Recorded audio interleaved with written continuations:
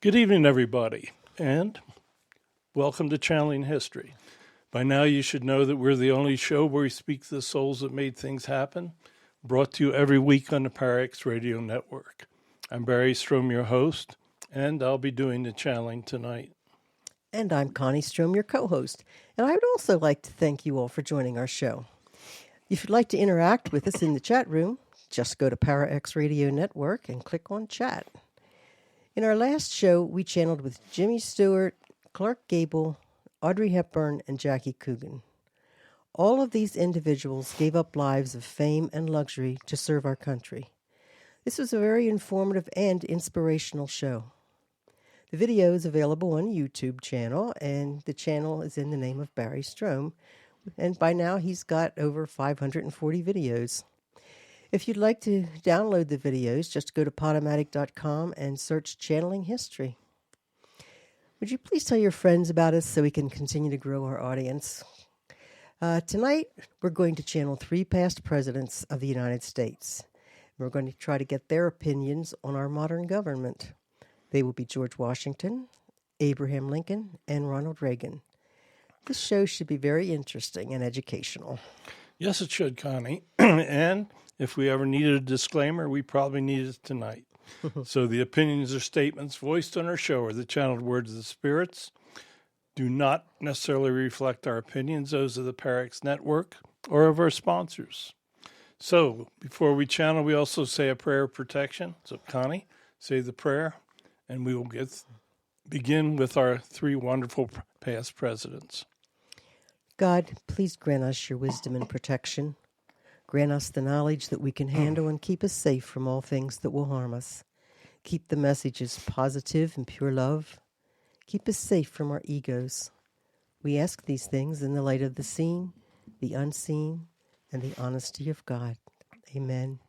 Okay, Connie, we got some really interesting questions, so let's begin. Okay, George Washington, who was the first president of the United States, and he was the commander of the Revolutionary Army. Good evening, President Washington. What was your opinion of political parties back in those days? Well, my opinion was that the president should not represent any party, that it should represent the country, and that it should represent the people. I never professed to be a member of a party. After my term, parties began to exist because there were very huge differences of opinion. But my personal opinion is that there should be no political parties for the president. I think that too. As you watch from the other side, what is your opinion of the current 2 major political parties? I think that they're a perfect example of why I felt there should be no political parties for the president. Today, political parties have incredible power. There are supposedly only 2 opinions. Each party has its own opinion, and if there happens to be a third opinion, there is little that can represent it. Today, the country is split down the middle. There are thin majorities in both houses, and it is very difficult to govern. Now, an ordinary person would think that when 2 parties or a country is evenly split, that it should be possible to come to an agreement on what is best for the country. Just the opposite is happening. It seems as though the 2 parties now seem to hate each other, and the last thing they want to do is get along. So, while my opinions might be a bit outdated, I think that the best thing that could happen to the country is that there would be no parties, and individuals just simply would vote and decide what is best. That is exactly what I've been thinking, sir. Through the years since you were president, there have been multiple amendments to the Constitution. What do you consider the amendments that have worked best for our country? I think the amendment that is worst best is probably the 13th, the one that eliminated slavery. Coming from me, that might seem a bit hypocritical, but as you know, I own many slaves. I had much property, and in the late 1700s, slavery was basically a way of life in the South. I knew that slavery was in opposition to our Constitution that stated that all men are created equal. But I did little to give them their rights. I regret that. But I think that President Lincoln had the nerve to free the slaves, and I feel that after the 13th that all men truly are accepted as equal, and that was, in my mind, probably one of the best. What do you think are the amendments that have caused the most harm to our country? I think that when they did the Prohibition Amendment, it created a lot of not only unhappiness, but dissension within the country. I think that the liberalization of interpretation to freedom of religion is a disaster for the country. Today it is interpreted as freedom from religion, and that was never our intent. We always wanted the country to be one nation under God. Today, the interpretations have driven religion from the schools, from government, from being part of the daily way of life. I think that interpretation of driving God from government will probably have the most horrific long-term effect. Indeed. What section of the Bill of Rights is most abused by our modern government? I think that your modern government abuses much of your Bill of Rights. The Justice Department is basically taking away much of the individual rights. Interpretations by the different agencies. The Internal Revenue Department is running wild with what they can do. There are many areas today that are being abused. The office of the president is assuming responsibilities that we never intended for them to have. We wanted Congress to have the say in how monies are spent in declaring war and entering conflicts. So there are many, many areas today where the Constitution, as we envisioned it, is being greatly abused. When you were president, how difficult was it to find compromise? It was very difficult. If you look at how long it took for us to write the Constitution, there were many states that were opposed to many of the words that we put into the document. We had to add the Bill of Rights. It was a very difficult time in our country, but we did come together and we came up with a document. I don't think anyone was totally happy with it, but we understood that we had to compromise. If you were president today, what would be your first objective? My first objective would try to bring back physical sanity to the country. There is an incredible abuse of financial responsibility. The country has run up a debt that it will never be able to pay off. They continue to spend like there's no tomorrow. I would attempt to not spend more money than we brought in. The possibility would be that we would have to raise taxes.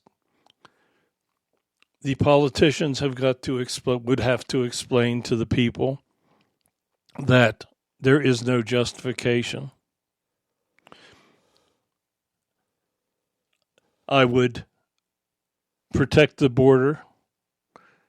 There is no way that a country can leave in millions of individuals of which you have no idea of their background, and you have no idea whether they can support themselves. I would sit the leaders of the two parties down, and I would explain to them that things have to change and that compromise is something that needs to definitely become a way of life for them. There are many other things, but I think those three would be the main ones. Yes, if you were president today, what would you do to have our parties compromise on issues? I would go to the people. I would continuously use the methods of communications that you now have.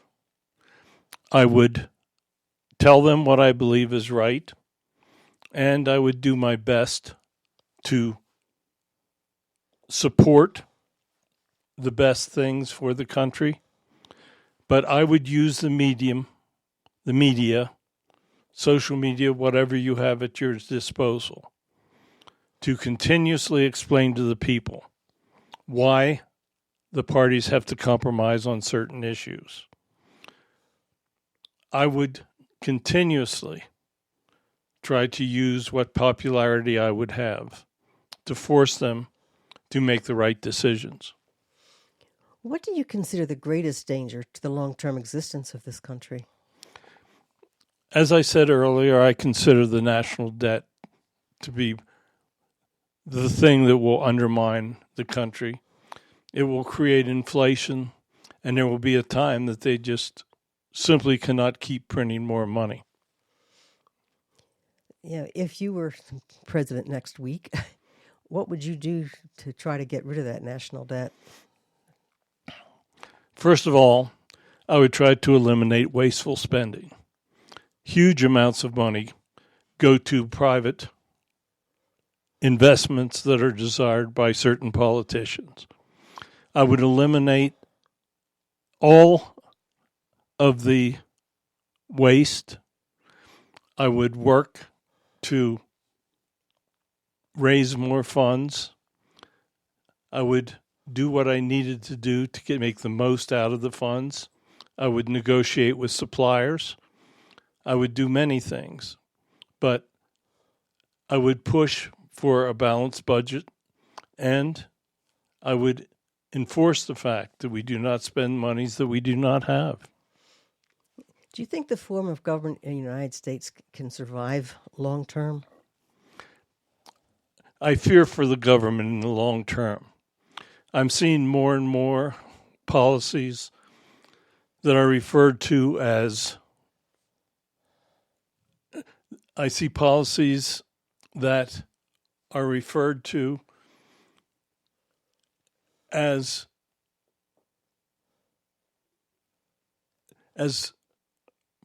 policies that are not required.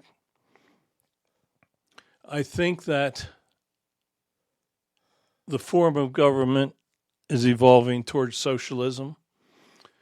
I think that we are reaching a point that the rights of individuals are being trampled. And I do not believe that if the trend continues, that the country can continue to exist in its present form. One of our listeners would like to know, How would you handle the problem between Israel and Palestine? That is a very difficult situation.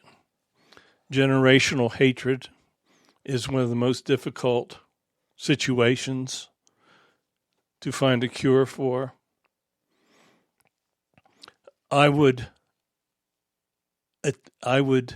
meet with the powerful Arab countries, and I would attempt to get them to assist. Keep in mind that the Arab countries ignore the Palestinians.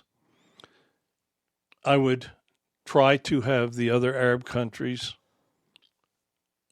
allow Palestinians to migrate and to work in their countries and remove as many as possible from the small area of Palestine. But it is a very, very difficult situation. As you watch from the other side, are there any changes that you would make to the Constitution? I would make some small changes to the Constitution to make it more adaptive to current times. I would add amendments to offer protections from social media, from propaganda and lies. But the Constitution is a great document. I would still continue to rely on it. What's your opinion of the way our government's interpreting freedom of religion? They're interpreting as freedom from religion. And I think that it is the most effective way for people to undermine our government. When we did the Constitution and formed the country, God was very much in control. God was never excluded from any of the meetings that we did. We always prayed. I think that freedom of religion is one of the most important rights that people have. Okay. Today, lobbyists exert a lot of influence on our government. How would you reduce the effects of the lobbyists? I would make sure that the lobbyists had to disclose who they were giving money to and how much money. I would enforce the rules. I would try to set limits into how much any organization could give to a single politician. I would make full disclosure of wealth for every elected official mandatory. I think if the people realized how much money the politicians made, that they would look at them much differently. Do you think the United States will ever be in danger of becoming a socialist country? Not under the name socialism, but possibly under the name democratic socialism. I see many of the policies that are taking place, and we currently have many policies. Social Security, for instance. There are many social programs. There are programs that are required, but I do think that it's possible for the country to migrate to what you would refer to as a democratic, socialist type of government. Yeah. What changes would you make to our educational system? I would restore choice to the educational system. I would allocate funds for each student, and I would allow that student to make the choice as to the schools that they would like to attend. I would establish many, which would be true, I guess, as a charter school, but I would encourage the gifted. I would do all that I could to advance education in areas where the students can receive jobs. President Washington, we really appreciate your joining us this evening. Do you have a final message for our listeners? Yes, I do.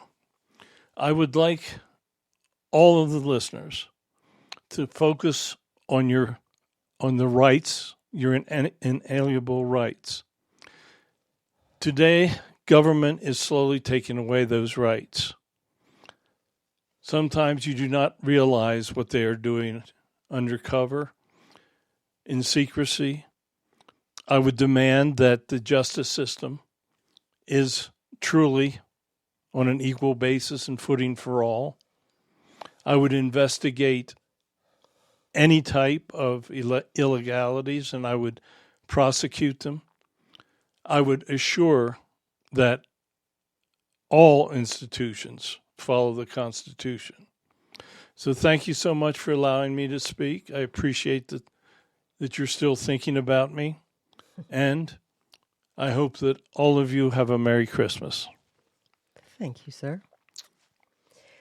Okay, next up is President Abraham Lincoln. He was the first Republican president and served during the American Civil War. He faced a lot of problems that were unique to his presidency. So, welcome, President Lincoln. What did your election trigger, or why did your election trigger the American Civil War? The southern states realized that I was going to be a strong advocate to eliminate slavery. They had been fighting over it for many, many years, and I made no secret of what my desires would be. So they knew that when I was elected, it was inevitable that there would be many things taking place that the southern states would resist. Why did you think it was so important to save the Union? I felt that the United States was the most important country in the world at that time. I felt that if we had two separate countries, the North and the South, that there would just simply be a time that there would be war between the two sides. If the southern states were allowed to secede from the Union, I felt that it would be a point of no return. It would be the end of the country. Yeah. Habeas corpus is the legal protection for detained people to argue in court that they're being held illegally. During the war, you suspended the right of habeas corpus.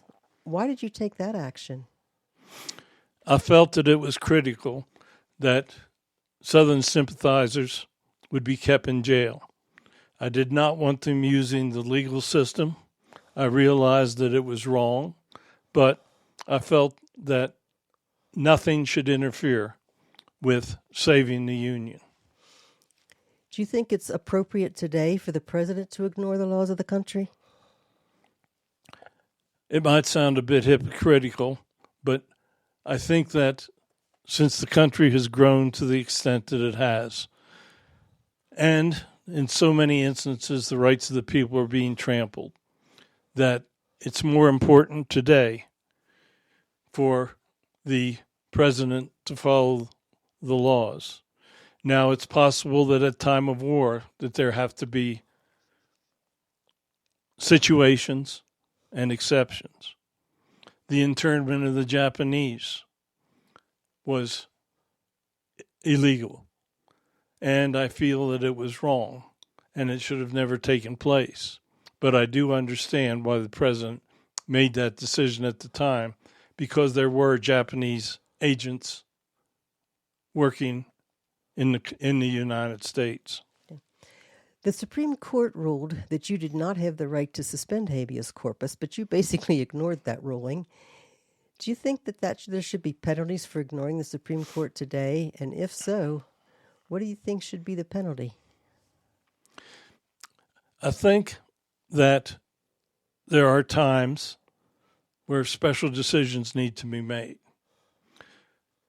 I think that the extent and severity of how the president views wartime decisions should play a role. I definitely think today that if a president does not follow the Constitution and legal authorities have found that he has done so, that there should be penalties. keep in mind that you always have the ability to impeach a president. Do you believe there's any part of the Constitution that's obsolete and should be changed today? I think that there are parts of the Constitution that should be enforced differently today. Freedom of religion, freedom of speech, individual rights. I think that they need to be protected. Today we're seeing the Judicial Department do things contrary to people's rights. Acts of terrorism have created policies that the government can act without getting the proper authorities. I think that the Constitution is an incredible document. There are, in reality, in my mind, very few changes that should be made. The liberalization of the Constitution can only lead to serious problems in the future. What is your opinion of the current president of the United States? There are certain areas that he is doing a good job, but there are areas where he is creating great problems for the country. The concept of open borders in this time of terrorism, anytime you do not control your borders, you are creating a problem. This was not a situation in my time because we were looking for immigrants. We needed people. Today is much different. You still need immigration. You need people coming in that can work, that can be leaders, but you have to control who enters a country. Times have changed. There are many, many people in this world that hate the United States. You have no idea who is crossing those borders. I fear that there will be a time in the near future that there are acts of terrorism within the country from people that were allowed to enter that we had no control over. Current presidents make use of executive orders. What do you think should be the limits of an executive order, or do you think executive powers should be unlimited? No, there should be controls to executive powers. This is a tricky issue. There are times that executives need to make decisions. For instance, if we're attacked, if there's an act of war. Today, there are situations that the military has information for that the people should not know. The members of Congress need to work closely with the president. Today, there is such a split in government that the president is inclined to make decisions. I think that many of the decisions that he does should not be made. The people control Congress and they control the president. It is only through the cooperation of those two agencies that progress can be made. Do you think there should be a balanced budget amendment? I think that currently the huge national debt is a definite risk to the future of the country. Government needs to be run like a business. Now there are times that you need to spend more than you take in. When wars occur, they're very expensive, especially today. I think that there is little control over what military suppliers charge the country. I think that there's a lot of waste. I do believe that if waste and corruption are controlled or eliminated, that there will be far more money. I think that the true cancer to our budget is what many of the politicians are doing to feather their own nests. Politicians don't make a whole lot of money, but they got huge growth in their net worth. I think that there needs to be a committee that investigates net worth growth of every politician in the federal government. They take advantage of inside information, and they certainly do not do what is best for the country. As you watch today, you see our military in all parts of the world.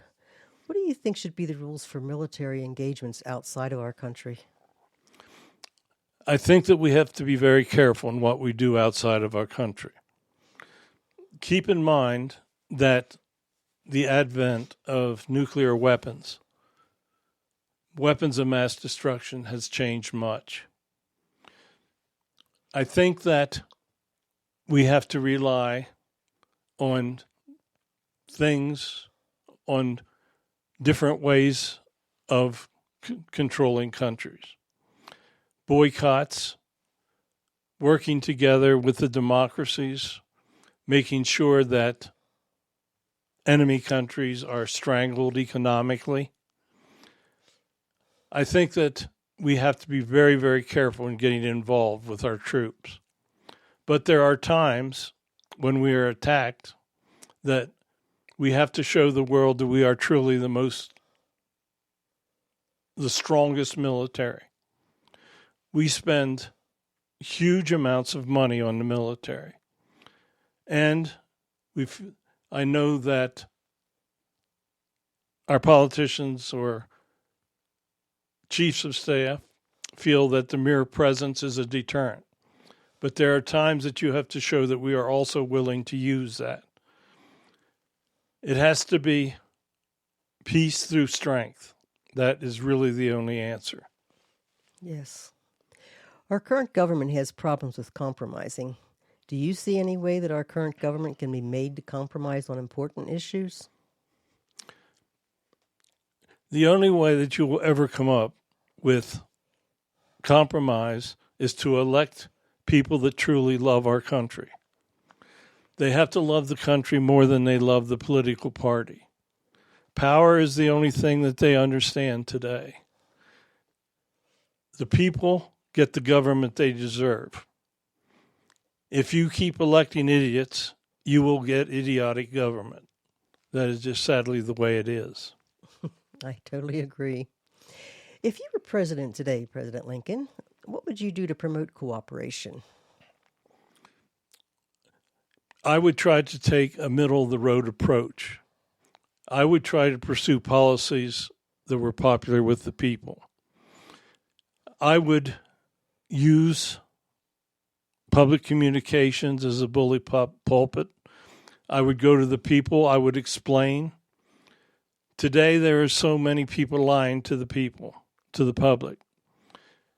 If I would make a point of continuously telling them the truth, at some point, I would hope that it would sink in. Lobbyists are exerting great influence over our current government by making huge financial investments with the politicians. How would you reduce the influence of lobbyists? That would be a miracle. I would advocate putting a limit to how much any individual or related company could donate. I would force the politicians to disclose exactly how much money they're receiving. I would make sure that everything was public knowledge. I think the light of information and truth is the only way to stop it. What's your opinion of how the current government interprets freedom of religion? I'm appalled by it. Today, you are exempting religion from anything regarding the public. Schools fire teachers that pray in public. The government is afraid to mention religion or God. There are many things that are drawing people away. The Constitution does not provide for freedom from religion. It gives you the right to worship in the way or manner in which you please. Today, the atheists are gaining an incredible amount of power, and they're using every trick to take religion out of government or even the public schools. There'll be a time that they'll take religion out of the churches if people don't respond properly. What do you see as any limits that should be placed on hate speech in opposition to the freedom of speech as provided by the Bill of Rights? Very difficult, but you have to allow negative opinion. That is how government should work, listening to both sides of an argument. But when an individual promotes hatred, promotes violence towards others, then that is a limit, and they should be stopped from doing so. Today, you're seeing many people in opposition of the Jewish faith. That type of hate speech should not be allowed. Do you believe the justice system is fairly administered to all? You can answer that question by asking yourself if you ever see any of the powerful people in government that have broken the laws ever prosecuted, and how many of them do you see going to jail? There are two levels of justice in this country. The common person faces a different set of rules than those with great wealth or political power. Justice has to be fairly administered to all if the government is going to exist into the future. President Lincoln, thank you so much. Do you have a final message for everybody? Yes, I do. The United States is the greatest government on earth. It has been through many trials and tribulations. Today, you are seeing many emerging trends that are possible to undermine the future of the country. The country must remain to be one nation under God. You have the ability to understand. You have the ability to not believe. You have free will. God has given everyone free will, and you can use it accordingly. But you must do what is best for the country. If you do not understand the fact that spending beyond your means creates bankruptcy and destroys, then the country is headed down a path that it cannot recover from. Waste must be eliminated. The huge growth in government must be controlled.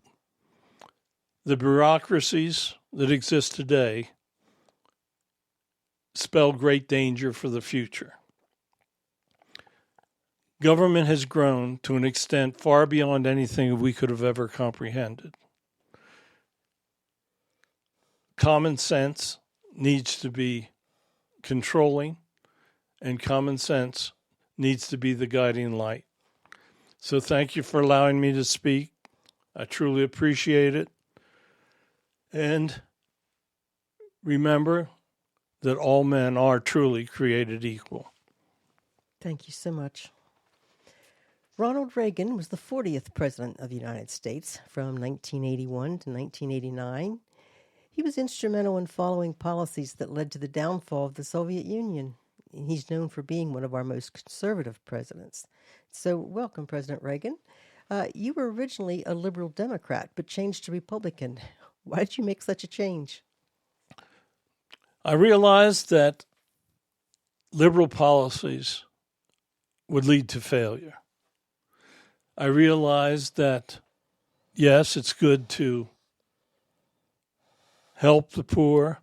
It's good to do handouts, allow anyone into the country that wants to come. But I also realize that those policies will lead to failure.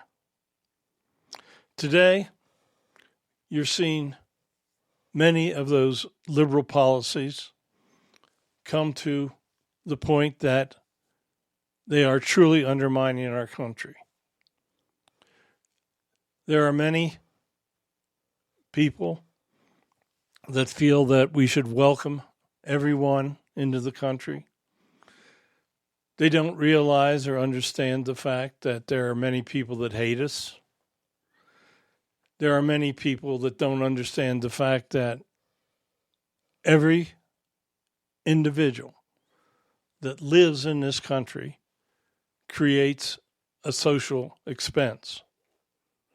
If those individuals prove to be incapable of supporting themselves, the government has safety nets, but we are only capable of doing so much. I believe that the founding fathers created founding documents that were basically very conservative. I think that they gave an incredible outline that has survived for hundreds of years, and I feel that the Constitution is the true way that we needed to govern. So I changed and became very conservative in my beliefs. What do you think about today's Republican Party? I think that different factions of the Republican Party have grown so strong that they are accomplishing nothing.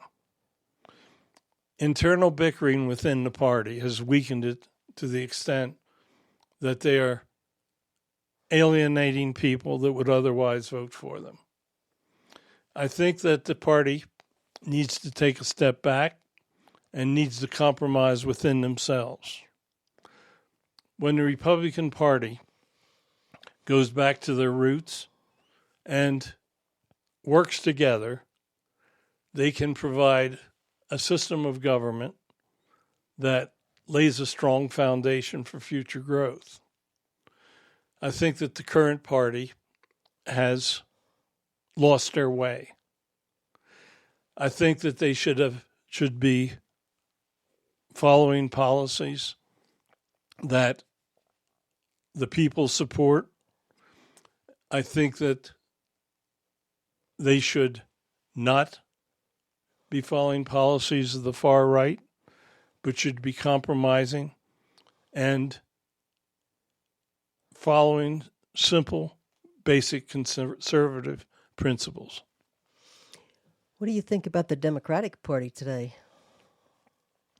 I think in many ways the same arguments hold for them.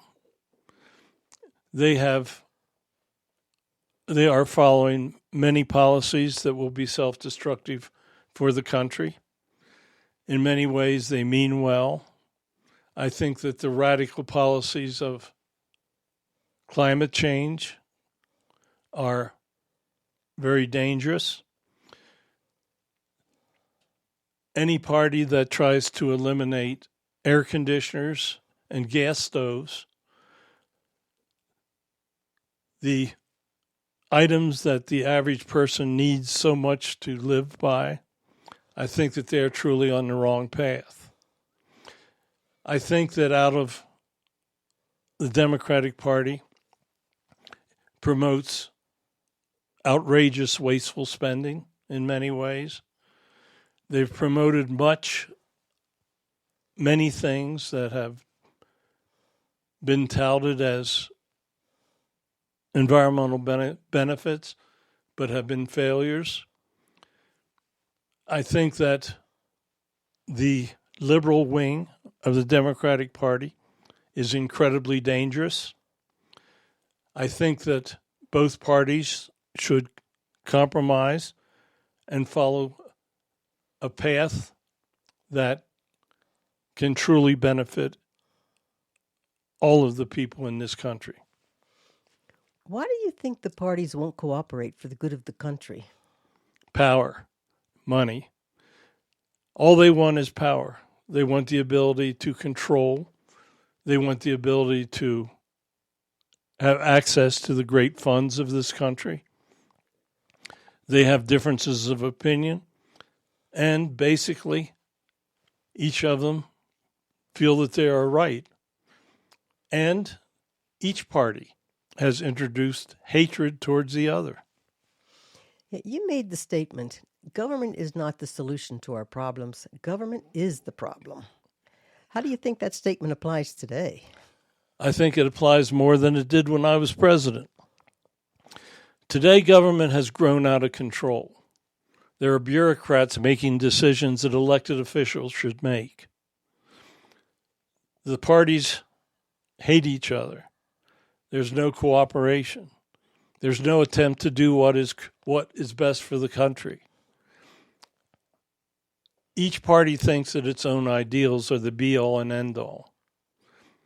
When government is out of control, like it is today, there can be no good in the future. Yes. If you were president today, what would you do to fix our problems? It would be an incredible challenge. I would begin by trying to reduce bureaucracy. We have agencies in government that serve no purpose. I would enforce work rules that are different. I would make it possible to get rid of employees that do not work, that do not show up. I would try to address both parties. I would try to come up with ideas and policies that the people supported, and if the parties opposed them, I would speak to them every day if necessary, to the people. It would be an almost impossible challenge at this time. Okay. What would you do to address our national debt? First of all, I would reduce the incredible waste of spending. I would negotiate better deals with suppliers, and I would eliminate the different projects that serve no great purpose. Every politician tries to take as much money back to its district as it possibly can. I would try to eliminate those projects. I think that the only way that the government can truly move forward is term limits. I would try to get a national amendment for term limits of politicians. I think that they should not be able to serve a lifetime, and I would have rules showing how each elected official earns their money, where it comes from. I think there are many things that you can do to promote good government, but it would be a very difficult task the way things have gotten out of control. Yeah, I'm totally on board with you. What country do you consider our most dangerous enemy? I mean, we have been told by God Himself that there are countries that we think are our friends, and they're not. I do not think that there is a single country, Iran, because of their thoughts on martyrdom. I think that if they get a nuclear weapon, they will use it. China has long-term aspirations to be the most powerful. Russia is a failing empire, but they still think that they are the military leaders of the world.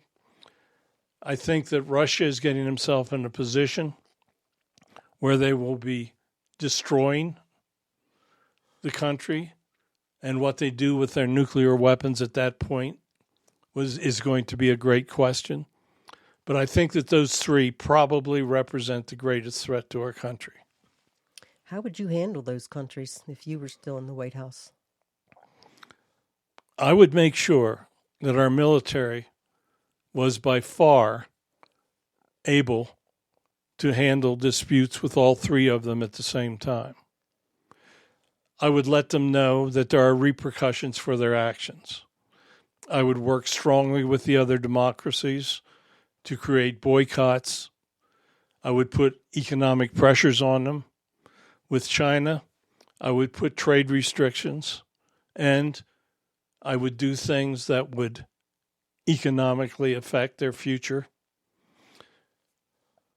Iran, I would totally isolate, and I would inform them that there is no way they would be allowed to have a nuclear weapon.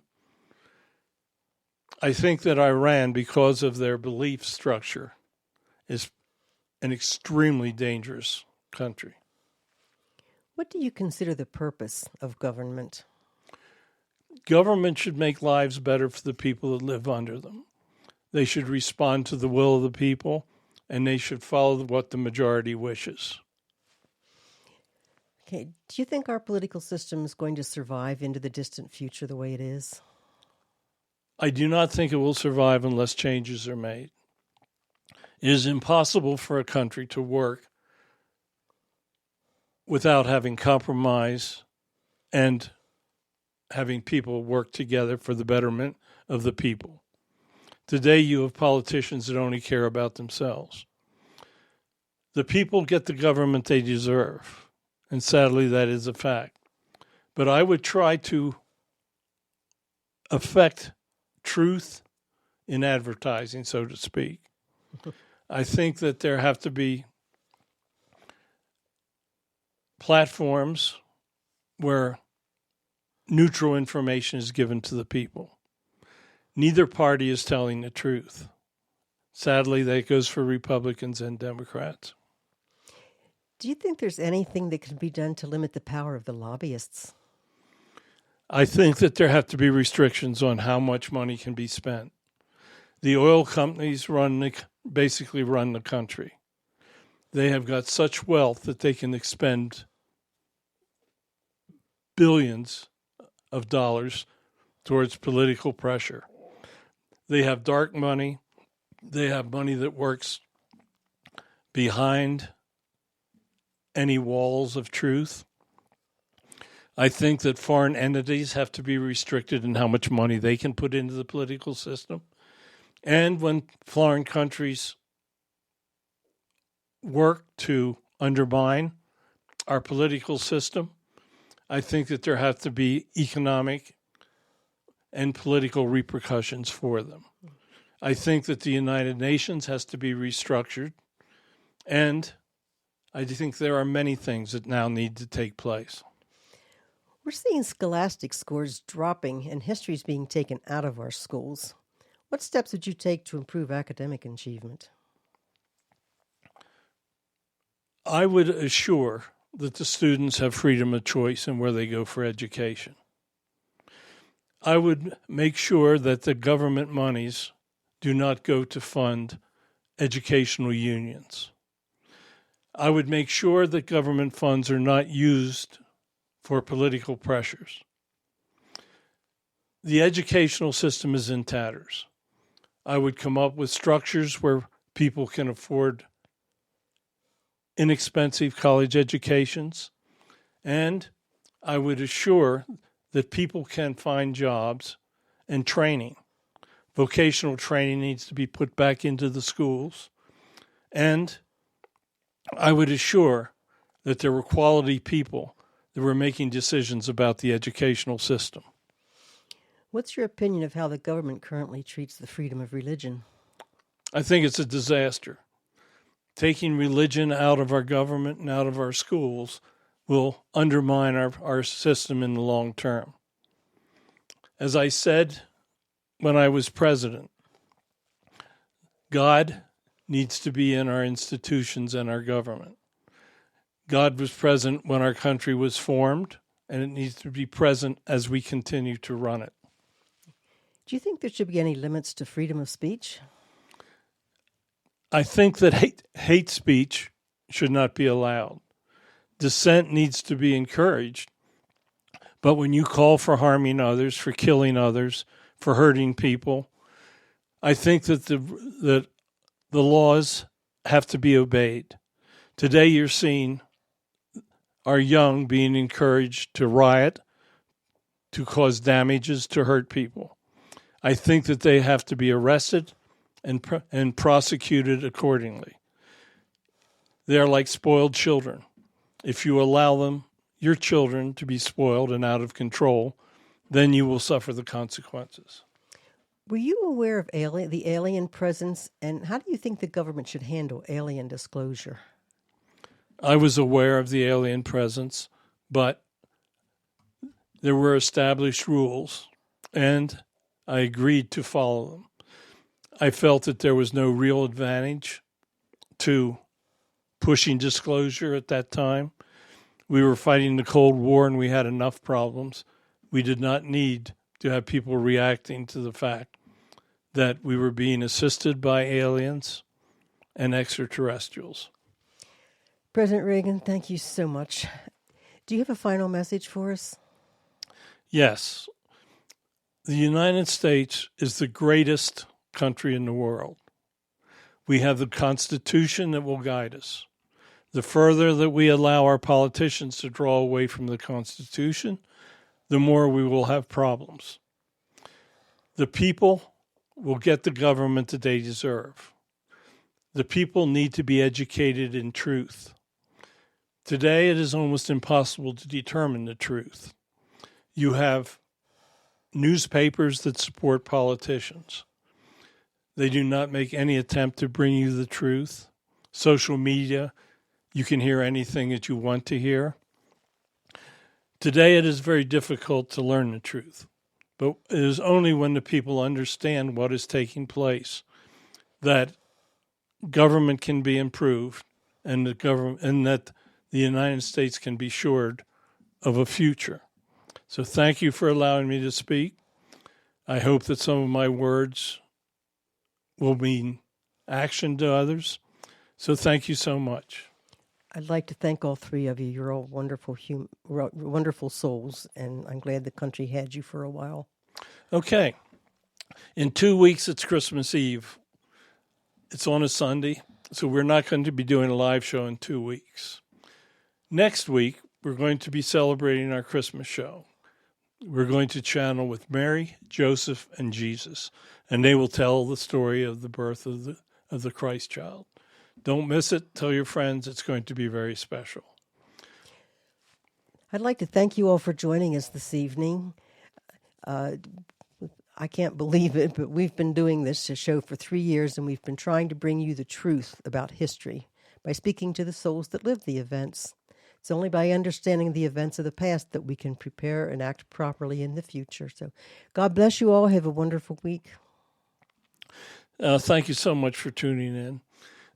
As I say, we're trying to do our best to bring you the truth, and I think today was an exceptional show for us. So tell your friends about us. Let them know that there is somewhere that we do try to bring truth. So thank you for listening. Please join us on Sunday nights at 9 p.m. Eastern Time on the PowerX Radio Network. Thanks for listening to Channeling History. Tune in again next week for another electrifying episode, as we never know who will make an appearance or who will come through the portal. Any rebroadcast or other use of this program without explicit permission is strictly prohibited. Copyright 2020. Our Story Begins by Kevin MacLeod, licensed through Incompetech.com.